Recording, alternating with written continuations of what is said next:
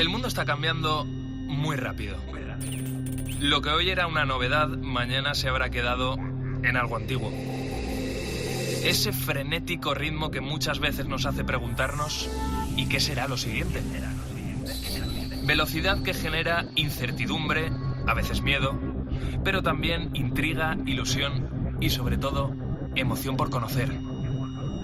La ciencia, la tecnología, la innovación, los cambios sociales nos empujan para seguir avanzando.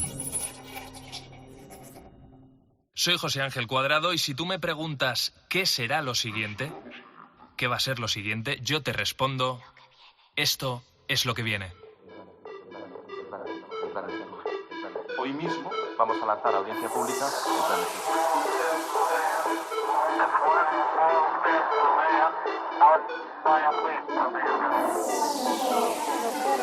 Cero emisiones de CO2 en 2050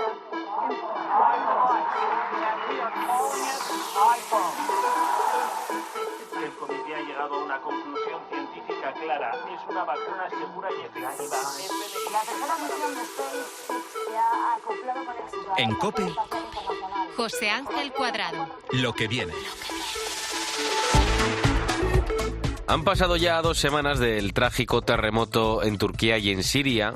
Ya la semana pasada te lo comentaba que los datos iban a quedar desactualizados porque los muertos ya se acercan a los 40.000 y los heridos superan ya los 100.000. La gran mayoría de todos ellos por aplastamiento al caerse el edificio en el que se encontraban o por el que pasaban al lado. La imagen ahora mismo por las calles de Alepo o de ciudades que están al sur de Turquía están totalmente devastadas. Por aguantar, no ha aguantado ni siquiera el asfalto de las propias carreteras. Y dentro de esa imagen de destrucción hay una fotografía que me ha llamado mucho la atención. Seguro que te ha llegado al móvil a través del WhatsApp, del Facebook o de Twitter. Me sorprendió tanto que atento pensé que era fake, pero no. Es la imagen del edificio de la Cámara de Ingenieros Civiles de la ciudad de Kahramanmaraş. Mientras todo a su alrededor son escombros, el bloque se mantiene intacto. Apenas tiene los cristales reventados, pero poco más, todo daños superficiales. La pregunta que se hace mucha gente ahora es ¿cuánto de todo lo que ha pasado se podía haber evitado? ¿Cuántas tragedias de este terremoto se podrían haber salvado? Mira, el Colegio de Arquitectos de Turquía achaca muchas de las muertes por el incumplimiento de las normas de construcción y a la amnistía que el gobierno turco concedió a muchos edificios que fueron levantados sin licencia. Esto es lo que viene. Yo soy Álvaro Sáez y en el programa de hoy vamos a intentar averiguar si existe o no el edificio indestructible. ¿Existen? ¿No existen? José Adam, ¿tú qué opinas? 100% indestructible no, porque en ingeniería civil y en arquitectura trabajamos siempre con riesgos. Somos conscientes de que hay una serie de riesgos y lo que conseguimos es minimizarlos. De hecho, se pueden construir edificios que soporten sismos severos, pero no todo tipo de eventos.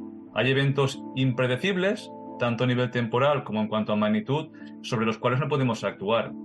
Sin embargo, sí podemos actuar sobre las consecuencias de estos eventos. Podemos tener edificios que sufran daños, pero con técnicas actuales podemos evitar que ese daño se propague y colapse el edificio.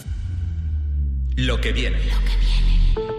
José Adam es ingeniero, ya lo escuchas, y profesor de la Universidad Politécnica de Valencia y lleva mucho tiempo haciéndose esa pregunta a través del proyecto Endure.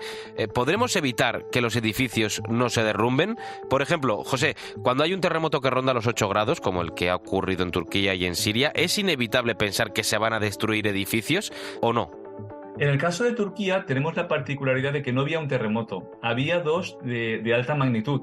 Con lo cual, llega el primer terremoto, provoca daños severos, pero cuando viene el segundo terremoto, ese edificio ya tiene daños, con lo cual su capacidad para adaptarse al nuevo evento es muy complicada. Por eso, en Valencia, en la Politécnica de Valencia, trabajamos actualmente en lo que denominamos robustez.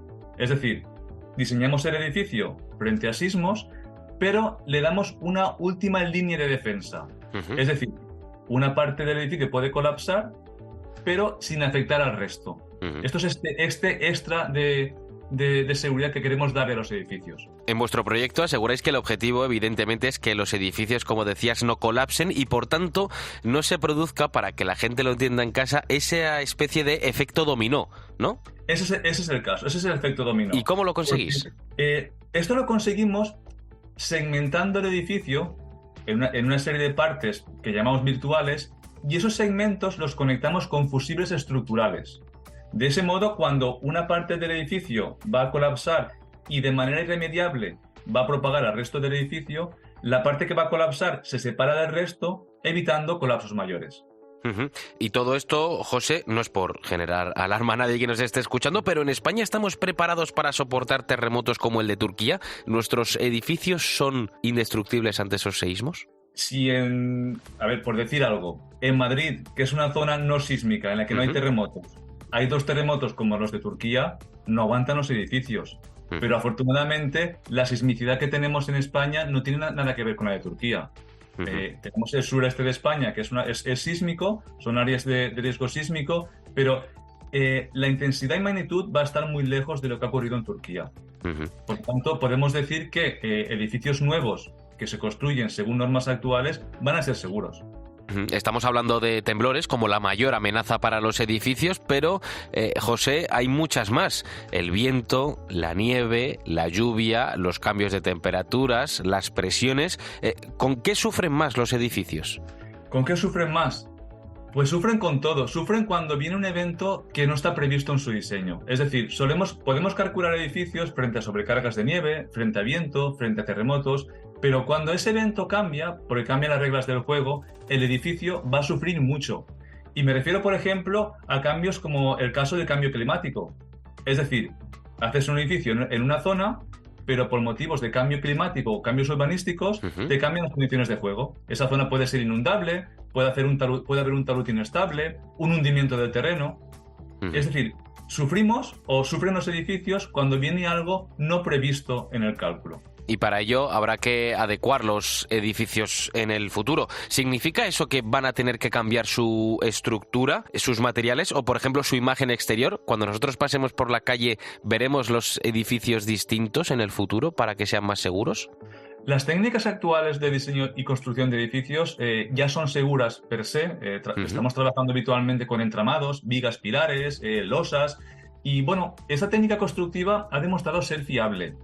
Sin embargo, donde aún queda mucho que avanzar es en construcción ya más antigua. Edificios de hace 40, 50 años que no están preparados para absorber sismos severos o bien explosiones o bien fuegos. Es aquí donde habrá que actuar y es aquí donde seguramente veremos cambios en los edificios para adecuarlos a situaciones actuales. Hablaba de la imagen exterior. ¿Cambiarán la manera en la que se construyan los edificios?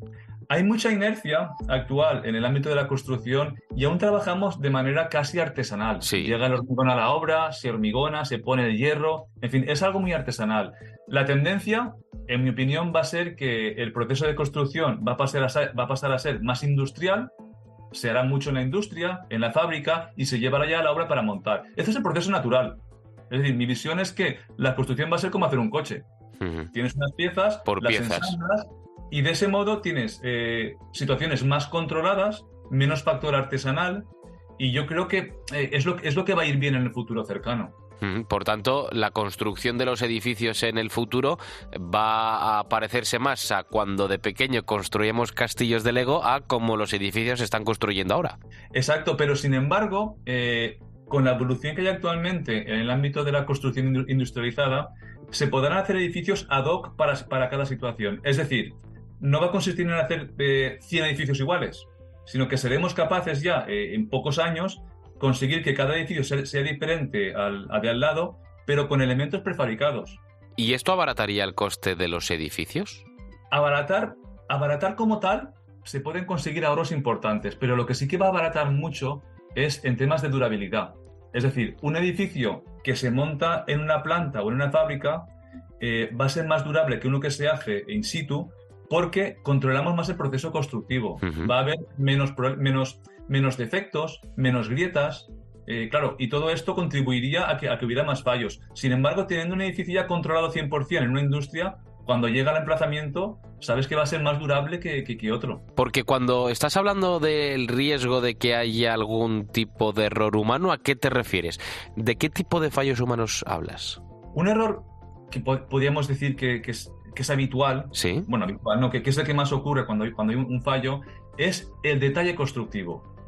ese detalle que tú calculas y quieres que se comporte de ese modo, y llega la obra y no se puede hacer porque hay una omisión en los planos, no hay una supervisión, porque realmente en construcción fallos globales actualmente no se hacen, son fallos más de detalle, ese detalle de la unión de un elemento con otro. Yo creo que por ahí va el caso de los fallos actuales. Uh-huh. Hablábamos del viento, de la nieve, de la lluvia, del cambio de temperaturas. Tú lo enmarcabas dentro de ese cambio climático como la principal amenaza para los edificios. ¿Hay alguna amenaza futura para la cual los edificios tengan que estar preparados? No acabo de verlo, porque fijémonos que la sociedad es muy cambiante. Hasta hace unos años teníamos amenazas de tipo terrorista. Actualmente, pues hay menos alerta para hacer edificios resistentes a este tipo de eventos, pero es cambiante. En el momento entremos ya con amenazas más terroristas o incluso con guerras, claro, ahí tenemos ya problemas importantes. Porque fijémonos lo que está ocurriendo actualmente en Ucrania.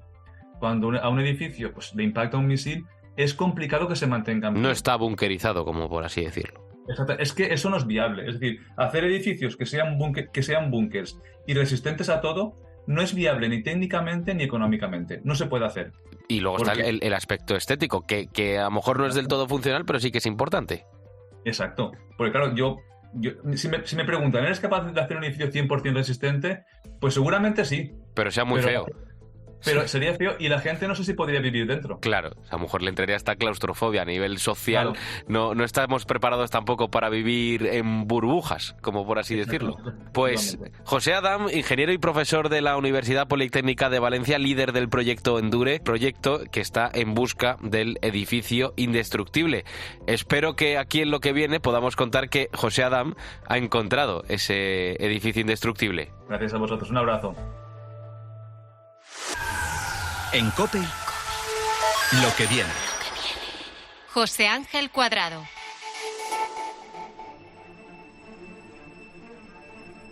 La historia de Peter Parker, desde luego, es trágica. Con solo 6 años tiene que afrontar la muerte de sus dos padres en un accidente de avión. En ese momento se tiene que trasladar al distrito neoyorquino de Queens para empezar a vivir con sus tíos, con Ben y con May. Pero el drama no acaba ahí. Poco antes de terminar el colegio, con apenas 16 años, Peter no puede evitar la muerte de su tío Ben a manos de un atracador. Pero realmente la vida de Peter Parker empezó a cambiar unos meses antes, durante una visita con el colegio a un centro de exposiciones científicas. Una araña, que había sido expuesta a los experimentos radiactivos, le mordió. Y desde ese momento, poco a poco, Peter empezó a adquirir ciertos poderes sobrehumanos. Una gran velocidad, una gran fuerza, una gran agilidad. Y no se sabe muy bien cómo, pero al final consigue ingeniárselas para lanzar a través de sus muñecas telas de araña. Unas telas de araña que, atentos, eran tan flexibles y resistentes que le permitían surcar las calles de Nueva York como si fuera Tarzán, le permitía inmovilizar a los delincuentes con solo un pegote de esa tela e incluso, atentos, Peter era capaz de parar trenes en marcha. Su historia ya te la sabes, o por lo menos te es familiar. Te hablo de Spider-Man, el hombre araña, un superhéroe de la factoría cinematográfica Marvel y que nació allá por los años 60. Han pasado ya otros 60 años desde que naciera Spider-Man, de ese momento del nacimiento de este superhéroe, pero bueno, esto es lo que viene y parece que ya estamos más cerca de descubrir el secreto que tenía este superhéroe, que tenía Spider-Man. El interés por los usos y propiedades de la tela de araña no es nada nuevo, es uno de los materiales más resistentes de la naturaleza, aguanta, atento, hasta 5 veces más tensión que el acero y además es flexible.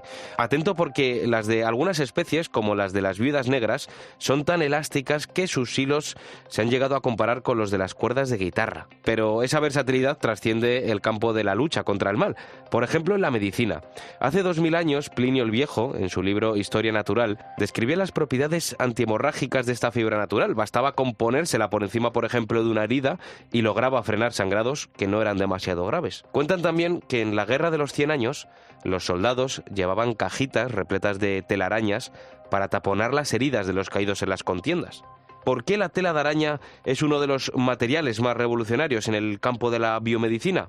Pues para eso nos tenemos que ir hasta el Centro de Tecnología Biomédica de la Universidad Politécnica de Madrid. María Bandera, compañera que se atreve a tocar todo lo que viene. Muy buenas. Muy buenas, Oye, Álvaro. la investigación se basa en la tela de araña, pero también entra en juego en los gusanos de seda. ¿Cómo es esto posible? ¿Qué es esto de los gusanos? Bueno, pues mira, lo que han hecho estos investigadores es sintetizar la tela de araña. Como decías, es uno de los materiales más prometedores, ¿no? Es muy, muy resistente, también muy flexible, pero tiene poca proyección de futuro porque no se puede producir a gran escala. ¿Qué queremos decir con esto? Pues porque las arañas no se pueden criar en granjas porque, entre otras cosas, son caníbales y se comen entre ellas. Así que estos investigadores han imitado la tela de araña usando un material similar a la seda de los gusanos de seda. Entonces hablamos de seda de araña, ¿no? Eso es. Los gusanos, a diferencia de las arañas, sí que han podido domesticar y criar de forma masiva. Lo que han conseguido estos científicos, por explicarlo de una forma sencilla, es una simbiosis entre ambas fibras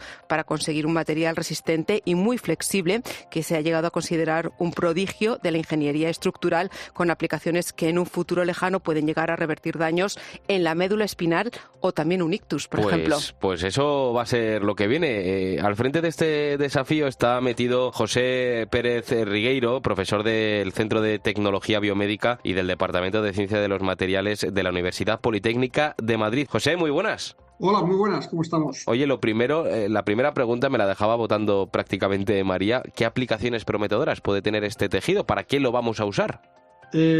Cuando hablamos de seda de araña, inicialmente estamos hablando de un material con una resistencia mecánica muy elevada. Es igual con lo que has mencionado en la introducción, pues Spiderman efectivamente lo puede utilizar para detener trenes en marcha porque tiene una capacidad enorme de absorber energía antes de romperse. Y de hecho esta es una de sus características fundamentales, que es el material que más energía puede absorber antes de romperse.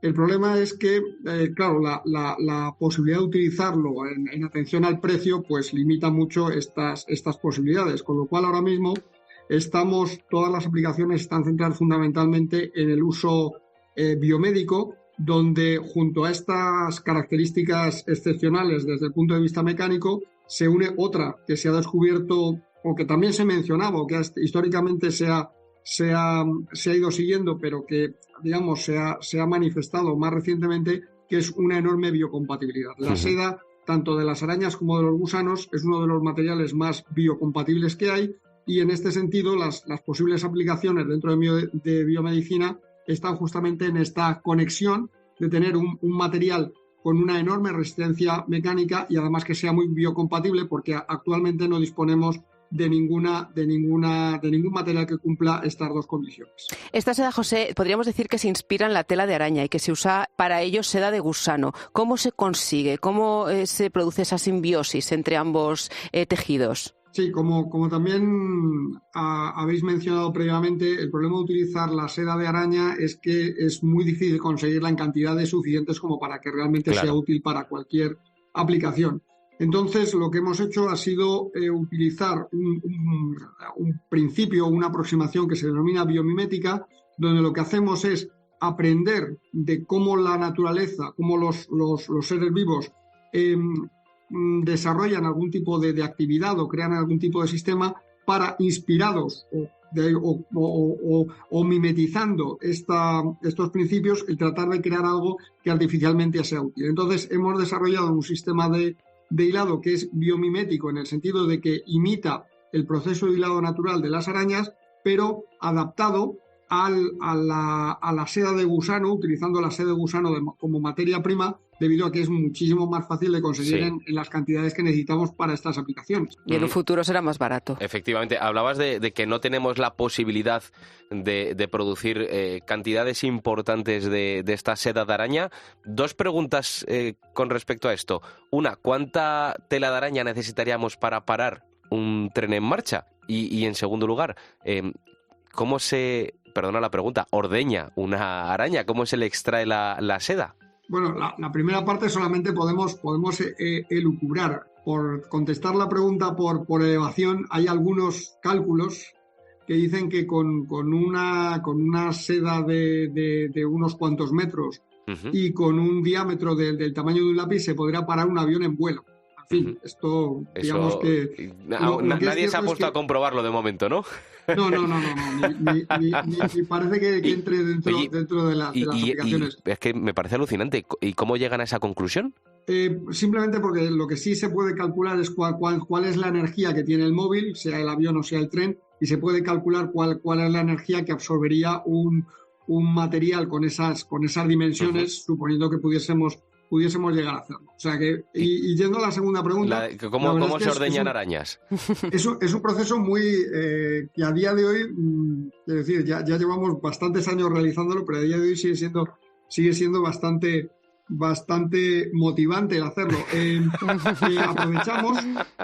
De hecho, además, es siempre lo hacemos muy a menudo cuando tenemos, por ejemplo, visitas de colegios o de institutos al centro de tecnología biomédica, y bueno, siempre es un éxito asegurado, porque siempre es una cosa muy llamativa.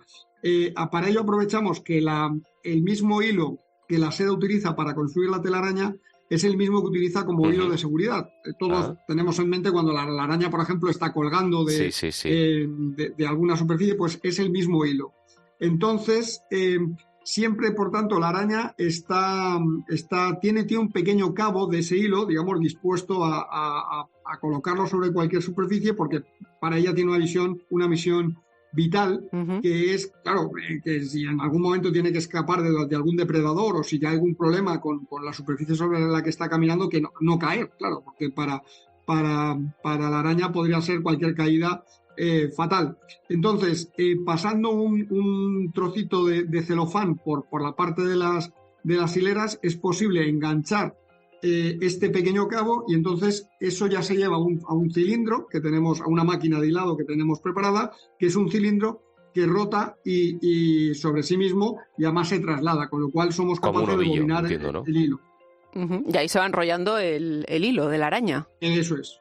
José, la maravilla de esta seda de araña es que es muy compatible con los tejidos humanos, es biocompatible, nos comentabas. Es decir, se reduce el riesgo de rechazos y también de infecciones. ¿Por qué? ¿Qué tenemos nosotros en común con las arañas? Pues es una pregunta que todavía no podemos contestar. Esto es una pregunta que cuando tenemos los congresos específicos de la seda y de las aplicaciones médicas de la seda, que tampoco somos tantos grupos en todo el mundo, estaremos en torno a los 20-25 grupos, o sea que quiero decir que ya nos tenemos todos bastante conocidos. Pues realmente no hemos sido capaces todavía de explicar el motivo.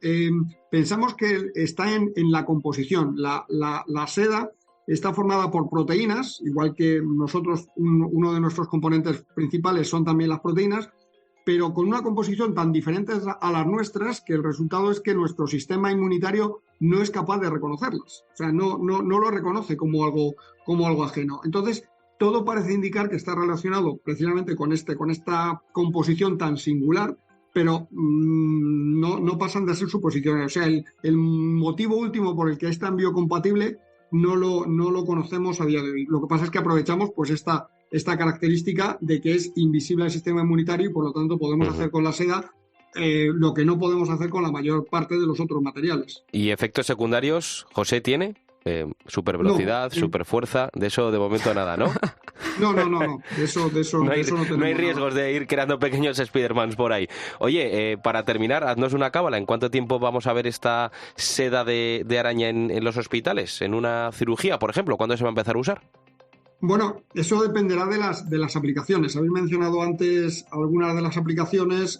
Quizá la que puede estar más cerca de la práctica clínica es su uso como sustitutivos de tendones y ligamentos. Si nos vamos si dejamos volar la imaginación, una de las actividades más intensas que tenemos ahora mismo en el laboratorio es para la reconexión de conexiones nerviosas, lesiones que aparcarían desde los nervios periféricos, y ya si nos vamos si ya dejamos volar la imaginación del todo, incluso a lesiones medulares. Cuando se produce una lesión a este nivel de los nervios, las células nerviosas siguen estando vivas, y tienen tendencia a volver a tratar de reconectar. Lo que le falta es la señalización, el camino por el que tienen que volver a crear esos la conexión. eslabones que se pueden ir uniendo a base de tela de araña, ¿no? Y ojalá podamos conseguir que personas vuelvan a andar, ¿no? Por ejemplo, gracias a la tela de araña. Evidentemente ese sería el logro más importante, yo creo, que podemos hacer con esta aproximación al área biomédica de la seda de araña hoy en día. Pues veremos en cuánto tiempo esto empieza ya a ser más eficiente, en cuánto empezamos a ver en operaciones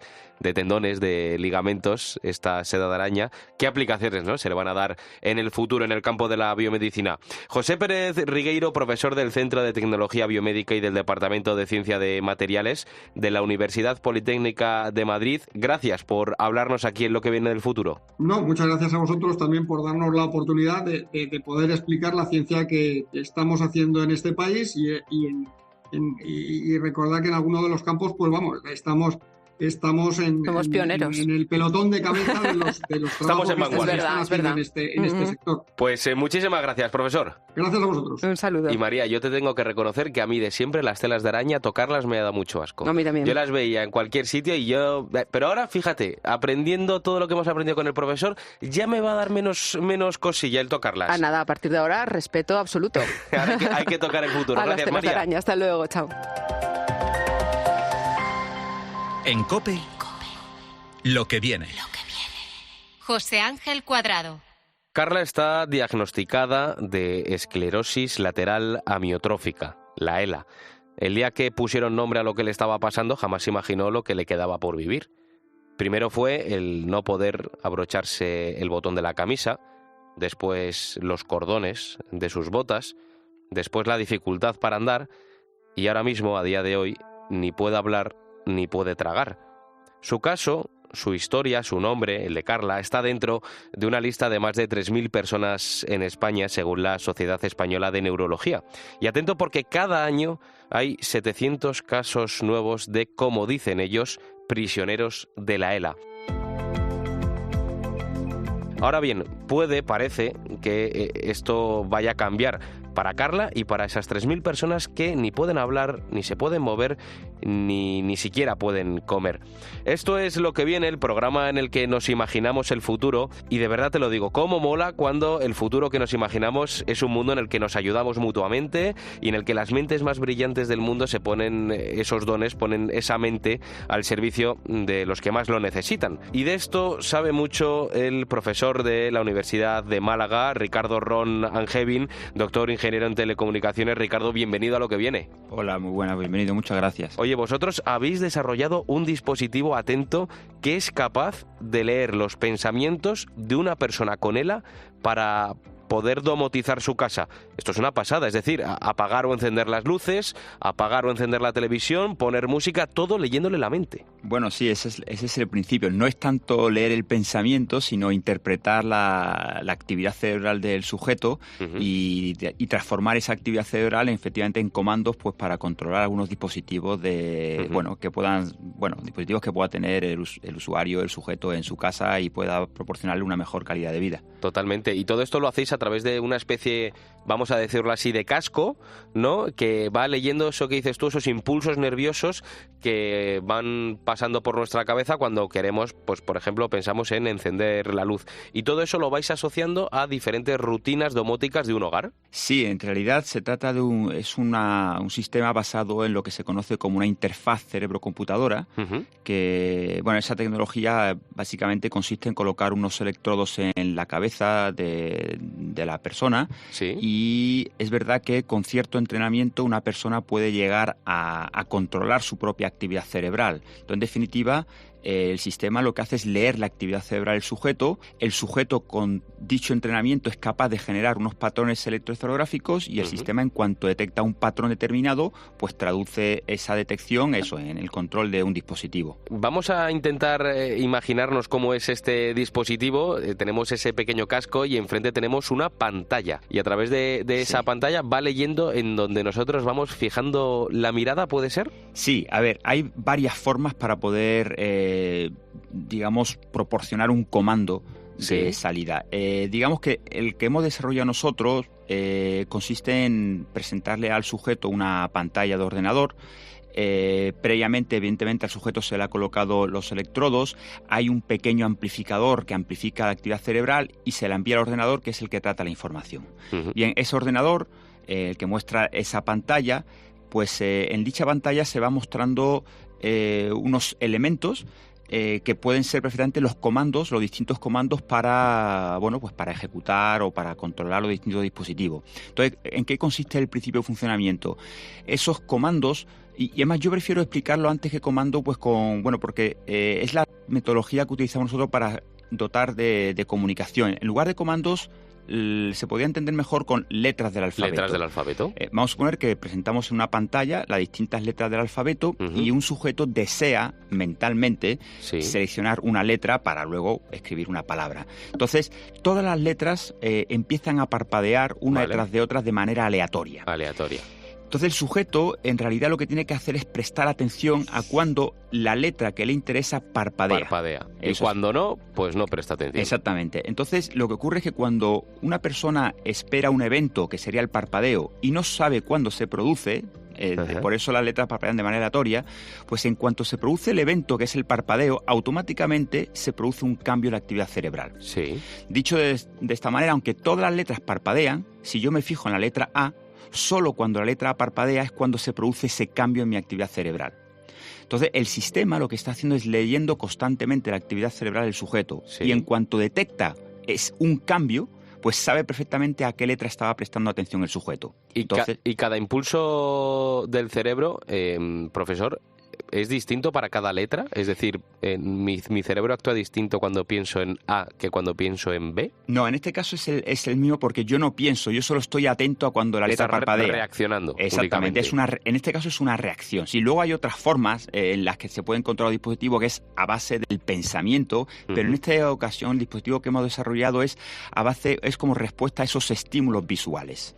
Y todo eso lo que habéis hecho ha sido sustituir las letras del abecedario por acciones domóticas de la casa, ¿no? Sí, efectivamente. Entonces, nosotros ya habíamos trabajado durante mucho tiempo en sistemas de comunicación. Entonces, en esta ocasión, ya resuelto ese problema, quisimos ir un poco más allá. Entonces, lo que hemos hecho es, en lugar de, efectivamente, de representar letras, pues presentamos unos comandos, como puede ser encender el televisor, apagar la luz, encender el aire acondicionado, y al final el principio es el mismo. El sujeto se fija en un comando, no tiene por qué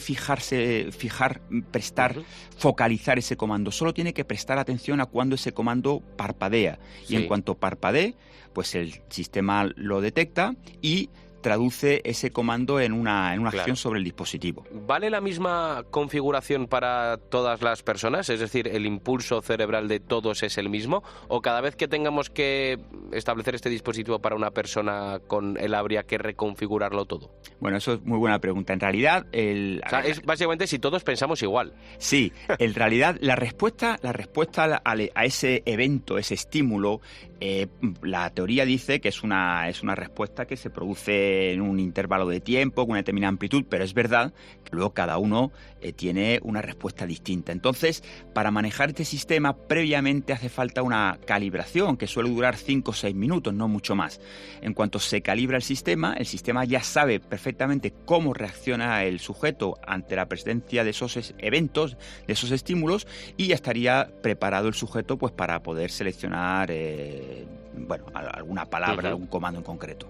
Y habéis tenido la fortuna también de poner todo esto a prueba, de poder probarlo con pacientes de ELA y comprobar que funciona. Sí, nosotros siempre que desarrollamos prototipos lo probamos con sujetos sanos en el laboratorio y efectivamente este prototipo hemos tenido la suerte de poder probarlo con pacientes. En ese caso nos desplazamos en el domicilio de los pacientes y tratamos de adaptarnos incluso a aquellos dispositivos que pudiese tener el paciente en casa. Si bien, por lo general, nuestro sistema lo que hace es controlar, entre otras cosas, un móvil para poder, de manera que el paciente pueda escribir un WhatsApp, por ejemplo, pueda también a lo mejor escuchar música a través de Spotify. Entonces, son dispositivos que, suelen estar al alcance de todos. Estamos hablando de Alexa, de Google Home, de Siri, de todos estos dispositivos que son a veces pelotitas, a veces pantalla, que muchos muchos hogares ya disponen de ellos, a través de los cuales también se puede escuchar la radio, por cierto, si dices, oye, Siri,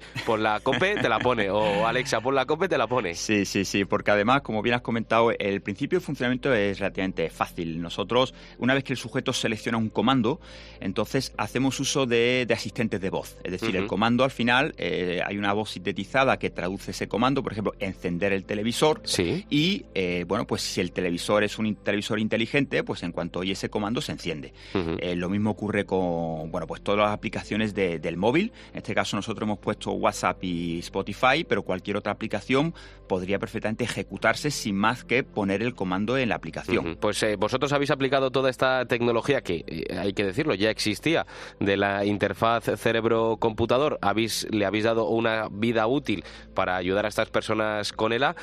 Profesor Ricardo Ron, doctor ingeniero de telecomunicaciones, ¿para qué te imaginas que nos puede seguir ayudando esta tecnología de interfaz cerebro-computador? Bueno, nosotros es verdad que nuestro principal, digamos, objetivo es tratar de mejorar la calidad de vida de los pacientes con ELA. Esto es nuestro objetivo. Entonces, a ver, es verdad que durante cierto tiempo estuvimos trabajando en la posibilidad de controlar una silla de rueda para dotar de cierta movilidad, pero no es fácil porque si yo ejecuto un comando erróneo a la hora de controlar una silla de rueda, pues las consecuencias pueden ser importantes. La galleta puede ser interesante, sí. Entonces, luego pensamos que una necesidad mucho más importante es la de dotar a estos pacientes de comunicación en cuanto ya pierden esa capacidad de hablar. Claro. Eso, bueno, pues hemos trabajado bastante y es verdad que, bueno, pues una vez resuelto eso, pues ahora la posibilidad de controlar dispositivos de su entorno. En realidad, eso es, digamos que son aplicaciones que pueden facilitar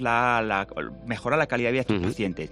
Ahora bien, ¿dónde se puede ir más allá? Bueno, pues ya hay empresas que están interesadas, desgraciadamente no en el sector social, ¿vale? Sino más bien en el sector, bueno, pues en el sector del videojuego, pues para controlar los videojuegos a través de la mente.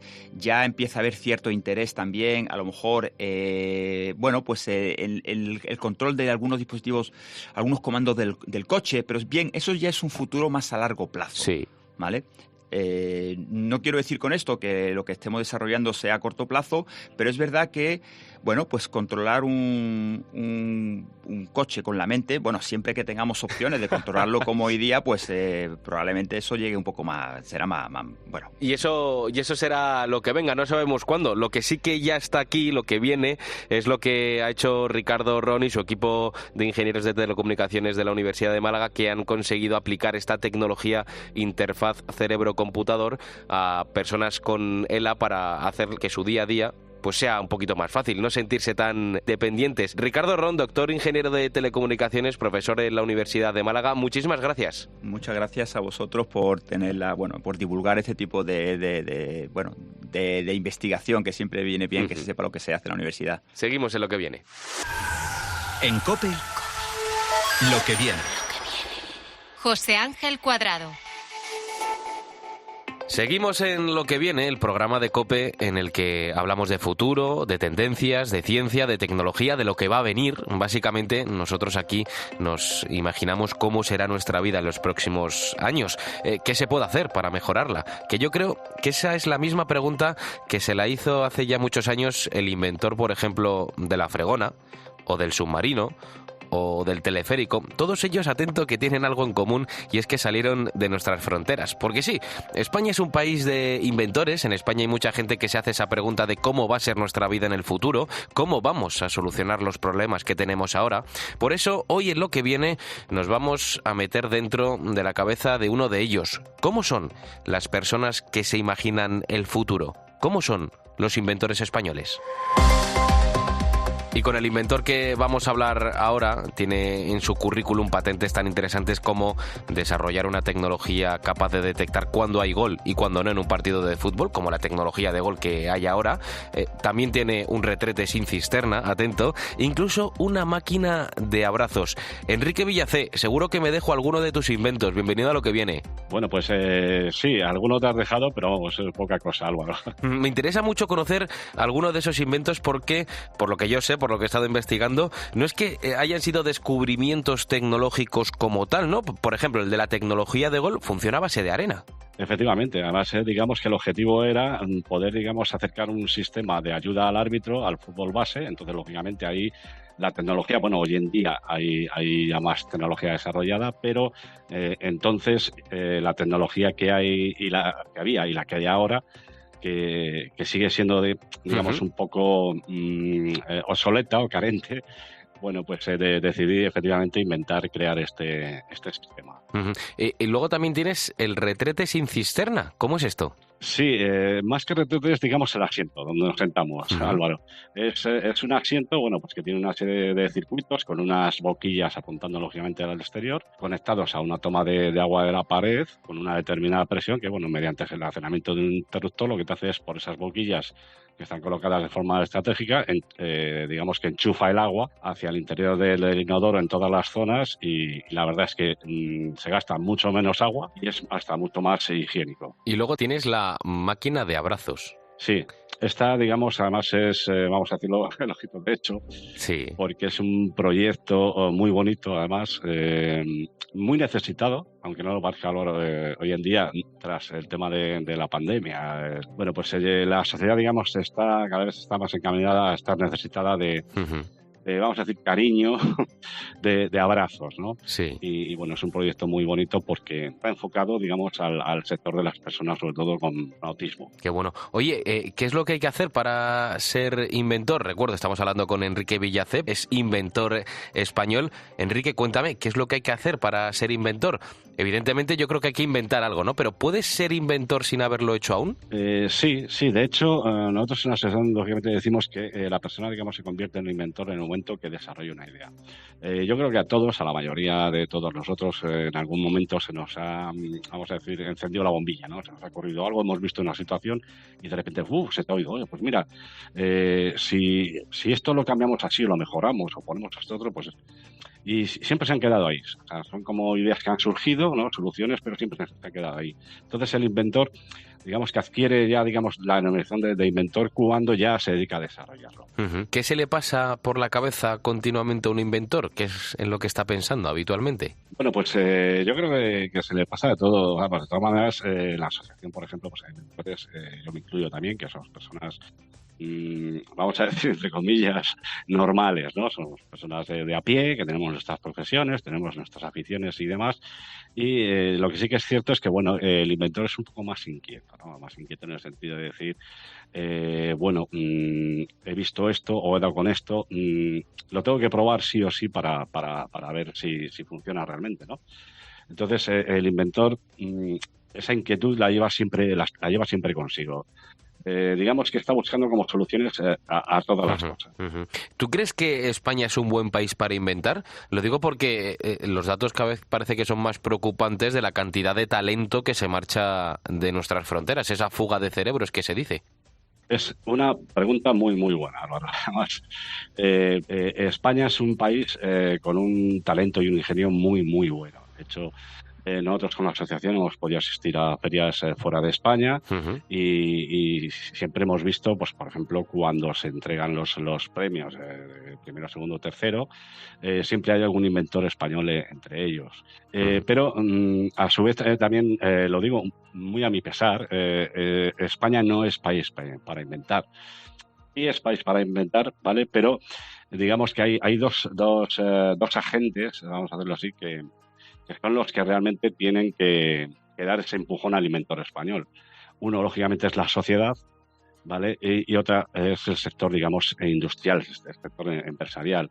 ¿España es país para inventar? Sí, es país para inventar, pero la mayoría, digamos, de los inventores casi terminan saliendo fuera a presentar y a vender sus...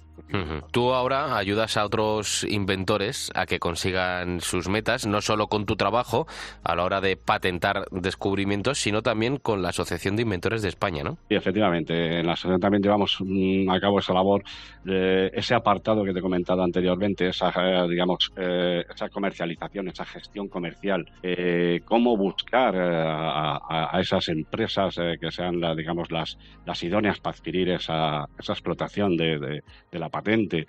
Ahí hacemos mucho inciso con ellos. Oye, Enrique, aquí en Lo que viene nos imaginamos constantemente el futuro, tú también, porque eres inventor. Oye, ¿cómo te lo imaginas tú? ¿Qué invento crees que falta en nuestro mundo?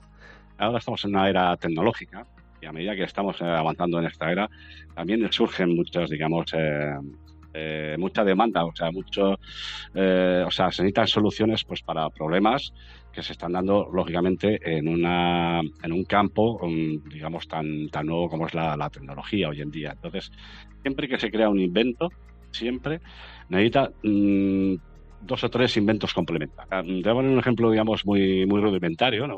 Cuando se inventó el bolígrafo, por ejemplo, bueno, pues luego hubo inventores que se dedicaron a inventar el estuche, el portabolígrafos. Claro. O sea, son inventos complementarios que surgen alrededor de otro invento. A veces hay que pararse más, ¿no? No vivir tan acelerados, pararse más, pensar, abrir los ojos y los oídos y escuchar lo que tienes alrededor para detectar esas necesidades y conseguir inventar lo que todavía falta por solucionar nuestros problemas.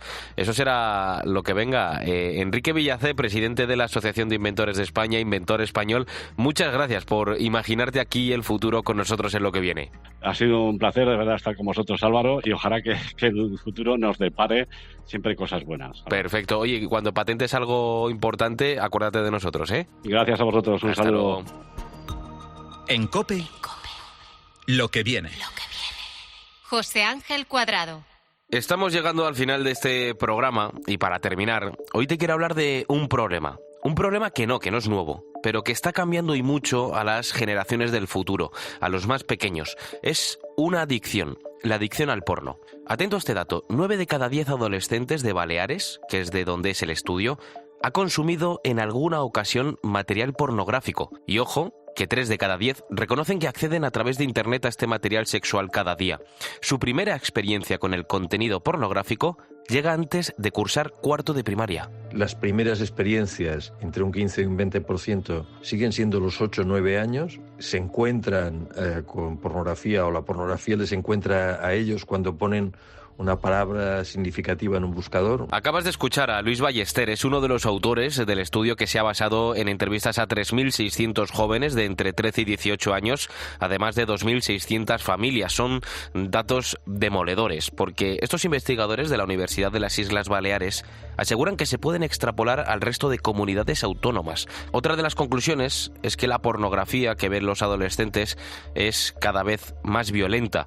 El 76% de los encuestados, es decir, 3 de cada 4, reconoce que buscan contenidos en los que la mujer es denigrada, maltratada y hasta violada. Se van aburriendo de ver las mismas relaciones una y otra vez, por lo tanto, poco a poco van buscando contenidos que sean más retadores o que sean violentos. Y detrás de cada dato de adicción está la historia de un adicto. Quiero que escuches el testimonio de un joven que prefiere mantener el anonimato y que nos ha contado que él empezó a consumir porno a través del móvil y que lo hizo un poco más tarde que sus amigos. Yo soy de los, por así decirlo, de los tardíos, ¿vale? Sí, pues, hablas con amigos, pues la mayoría suelen empezar a los 13, 14 años.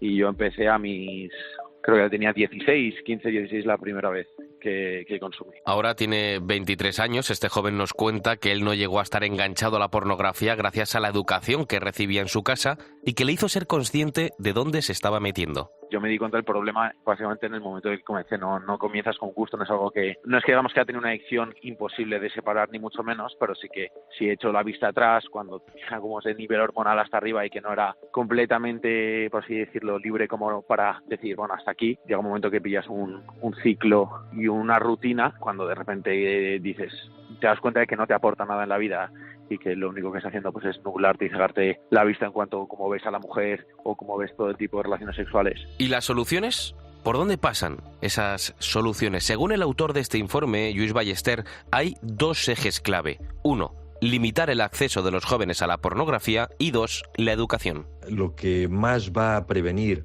los efectos tóxicos es que no haya esa oferta, claramente.